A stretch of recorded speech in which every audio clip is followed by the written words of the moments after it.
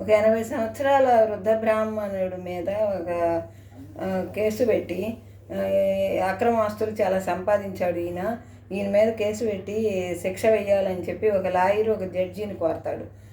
అప్పుడు ఆ జడ్జి నీకు ఎలా వచ్చింది ఈ ఆస్తులన్నీ నువ్వు అక్రమంగా సంపాదించకపోతే అని అడుగుతాడు.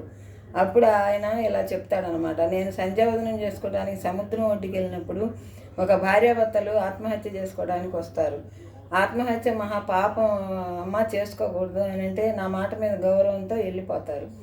తర్వాత కొంతకాలానికి మళ్ళీ నేను సముద్రం ఒడ్డున ఉన్నప్పుడు వస్తారు.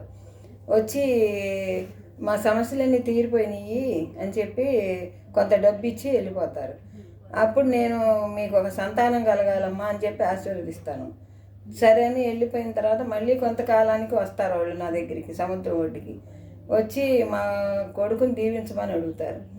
మీ కొడుకు పేరు ప్రతిష్టలు తెస్తాడమ్మా, మీకు మంచి ప్రయోజకుడు అవుతాడు అని చెప్పి ఆశీర్వదిస్తాను. అప్పుడు మళ్ళీ కొంత ధనం ఇచ్చి వెళ్ళిపోతారు వాళ్ళు.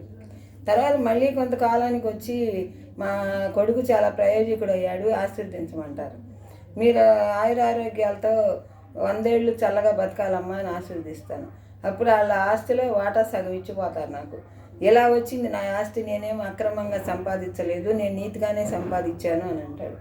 అప్పుడు జడ్జి అవును నువ్వు నీతిగానే సంపాదించావులే, నువ్వు అన్యాయంగా సంపాదించలేదులే అని చెప్పి తీర్పు చెప్తాడు. తీర్పు చెప్పిన తర్వాత పెద్ద ఆయన వెళ్ళబోతూ ఉంటాడు. ఆ బ్రాహ్మడు పెద్ద ఆయన సరే ఇంతకీ నీకు అంత ఆస్తి ఇచ్చిన ఆ దంపతులు ఎవరు అని అడుగుతాడు. ఎవరో కాదయ్యా నిన్ను కన్నా నీ తల్లిదండ్రులే అని చెప్తాడు. లైక్ చేయండి, షేర్ చేయండి, ఈ వీడియో నచ్చితే.